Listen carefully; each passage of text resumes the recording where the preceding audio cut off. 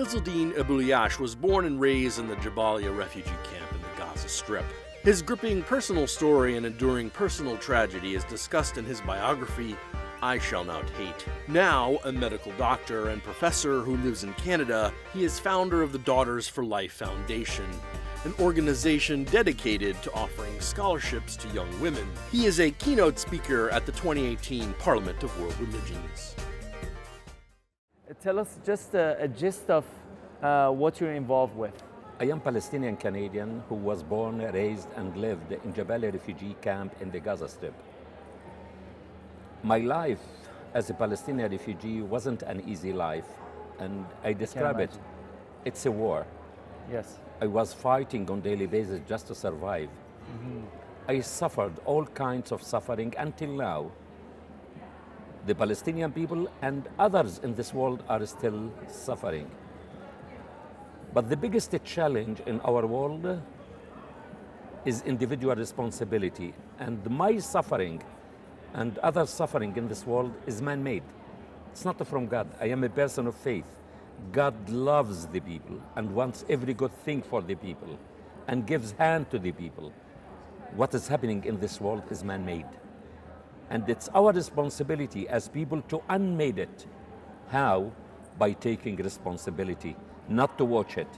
So from my early childhood, I said I want to get rid of the misery of life.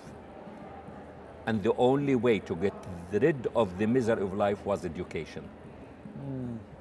I dreamed to be a medical doctor. I worked hard to achieve my dream. To be a specialist in obstetrics and gynecology, to be the first Palestinian to practice medicine in an Israeli hospital, to deliver babies, because medicine and health have a human face, culture, value. It equalizes between people.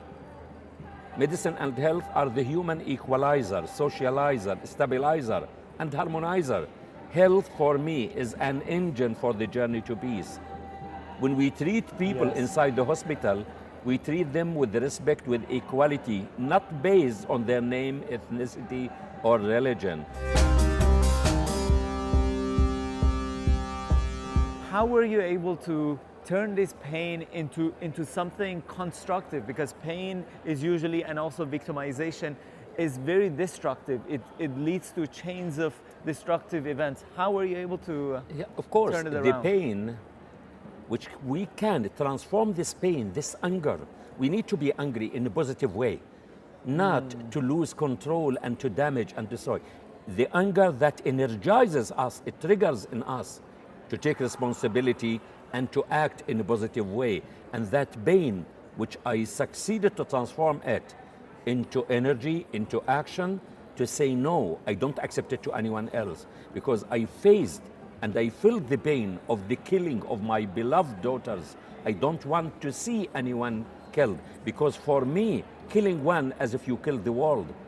Saving one, you save the world. And there is no reason to kill any innocent human being, because we are equal as human beings in this world. And at the same time, we bleed the same color. We bleed the same color. Humanity should bring us together. That's why I feel the pain. And it's not with hatred, it's with taking responsibility, because in life, I say to people, don't accept in life to be a victim more than once. If anyone in the world has a good excuse to go down and to be a subject of people sympathizing, it would be you. But yet, because we think of pain as something that is worthy of, let's say, remorse, worthy of sympathization. Yet, you didn't stop there, or you didn't even waste your time in that kind of a thinking. At the moment I saw my daughters killed in front of me. Oh my God. I saw them in front of me, they became parts. Bisan was 20 years old. My daughter Mayar was 14, 15 years old. Aya was 13, and my niece Noor was 17. I saw them, they became parts, drowning in their blood. The world was watching what is happening. I lost faith in humanity, but I didn't lose faith in the one who is awake all of the time, who is watching, who is hearing, I directed my face only and just only to God. So during that tragedy, which has been broadcasted live, I said, oh God, oh Lord, Ya Allah, Ya Rab, He is the one who gave me the support, the patience, the strength. So I am a person of faith. Faith is helpful. We need to have faith. When everything is gone, faith is there to help us.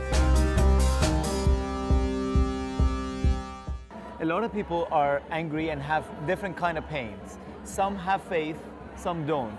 In Iran, there are people for various reasons have been far, some closer to the faith.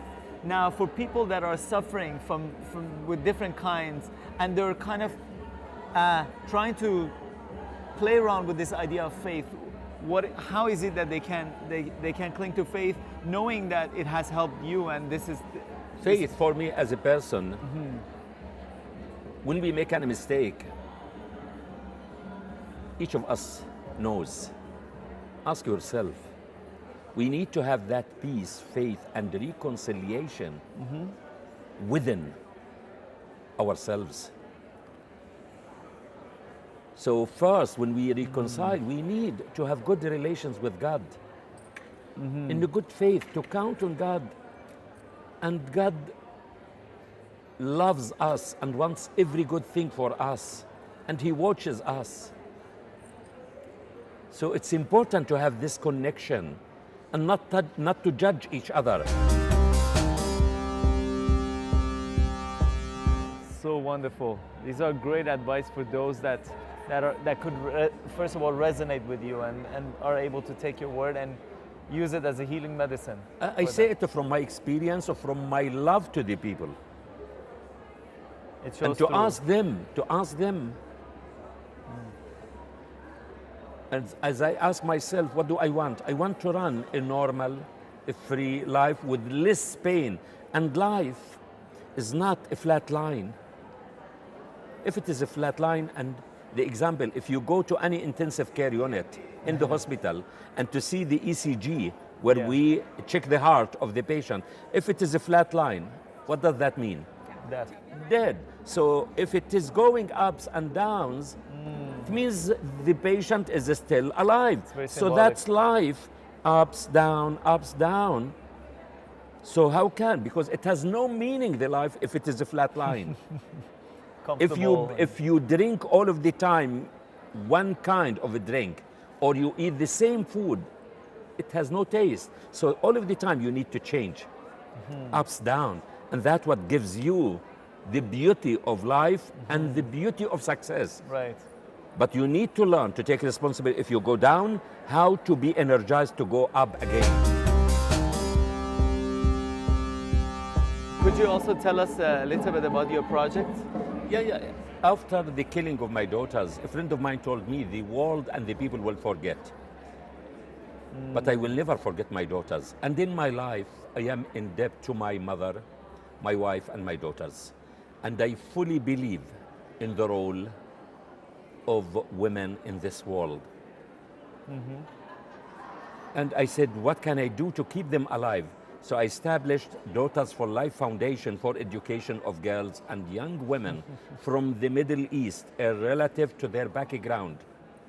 It's not based on ethnicity, religion. It's about young women who are in need, who are coming from social, economic, financial hardship, to provide them with the means, with the scholarships, full scholarships. Either they study back home or to study in Canada, because this world can become a better one and endure, and a peaceful one, sustainable, healthy, with women's education, women's role, and giving the women the opportunity, because women are the ones who give life, who nurture life. It's time to give women the right. We need women in our world. We all are in debt to our mothers, to our sisters, to our wives, to our people. You know, we need them. And women, they complement the role of men. They are not competing. We need this role as People, they say, behind a successful man, there is a successful woman. It's time to change it, to say side by side and parallel to a successful woman, there is a successful man. In this way, the world will be a better, a free, a human, and peaceful world. It's with women's role and giving them the right opportunity. By that, we all win from it. So grateful to have learned about you and your work. Thank you.